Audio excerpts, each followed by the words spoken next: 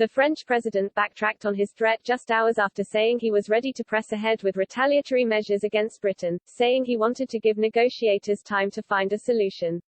France had earlier said that, starting from 2300 GMT on Monday, it would restrict cross-channel trade, threatening to turn bickering over fish into a wider trade dispute between two of Europe's biggest economies.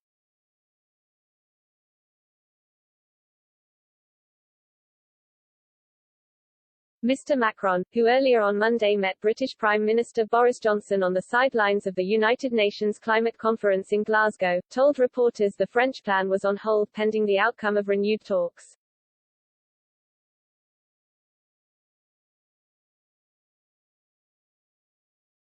He told reporters, "Since this afternoon, discussions have resumed on the basis of a proposal I made to Prime Minister Boris Johnson. The talks need to continue."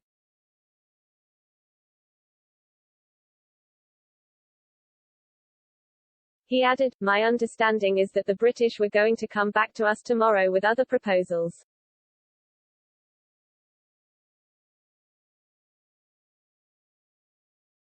All that will be worked on. We'll see where we are tomorrow at the end of the day, to see if things have really changed. My wish is that we can find a way out on all these issues."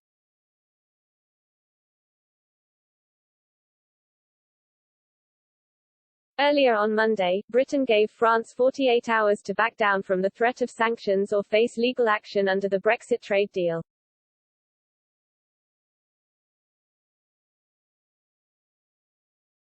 The measures threatened by France include increased border and sanitary checks on goods from Britain and banning British vessels from some French ports, steps that have the potential to snarl cross-channel trade.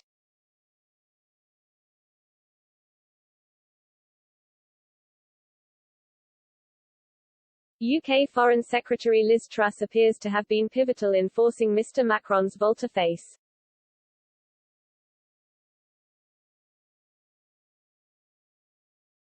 She told Sky News, "The French have made completely unreasonable threats, including to the Channel Islands and to our fishing industry.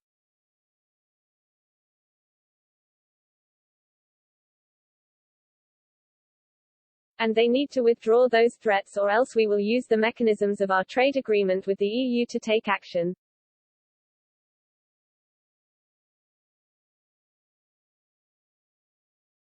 Asked over what time frame France should back down, Ms. Truss said, "This issue needs to be resolved in the next 48 hours.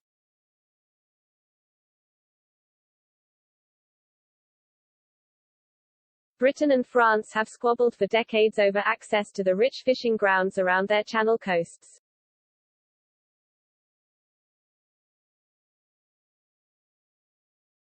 The fishing issue dogged the negotiations that led to Britain's exit from the European Union, not because of its scant economic importance, but rather its political significance.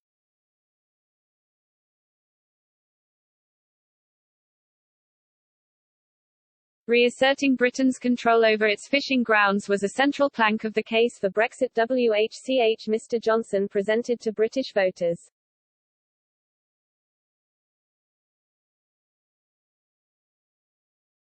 Mr. Macron, meanwhile, faces re-election next year and needs to be seen standing up for his nation's trawler crews, a vocal political constituency.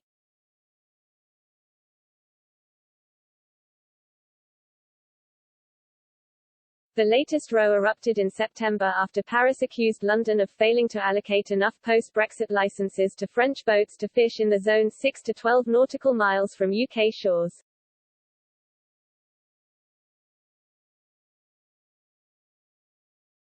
Britain says it is issuing licenses to vessels that can prove they have previously fished in its waters, a central demand from British fishermen who fear French boats could wipe out their own profits.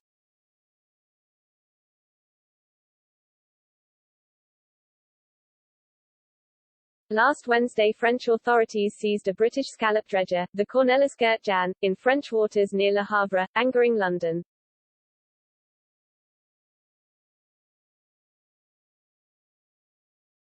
On Monday afternoon, anticipating a new ratcheting up of tensions once the French deadline expired, fishing crews from both France and Britain were staying out of each other's waters, according to marine traffic tracking data and a French industry representative.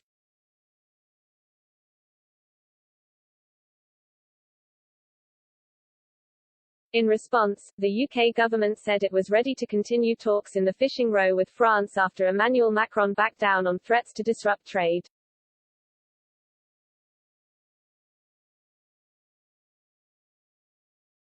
A spokesman said, "We welcome the French government's announcement that they will not go ahead with implementing their proposed measures as planned tomorrow."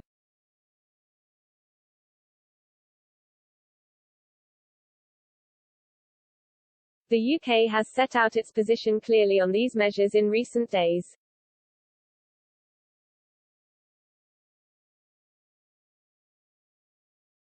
As we have said consistently, we are ready to continue intensive discussions on fisheries, including considering any new evidence to support the remaining license applications.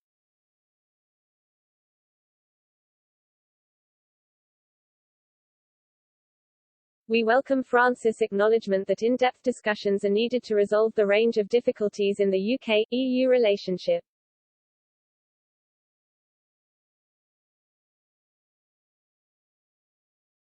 Lord Frost has accepted Clement Bone's invitation and looks forward to the discussions in Paris on Thursday.